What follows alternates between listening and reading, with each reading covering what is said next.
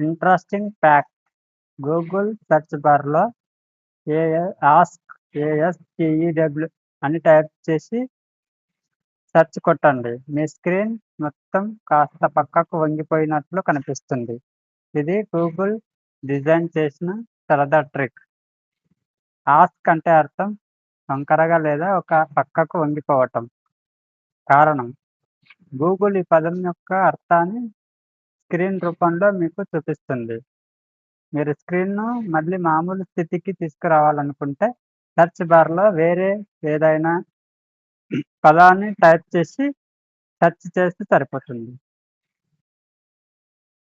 నమ్మకం లేదా? కావాలంటే ట్రై చేసి చూడండి.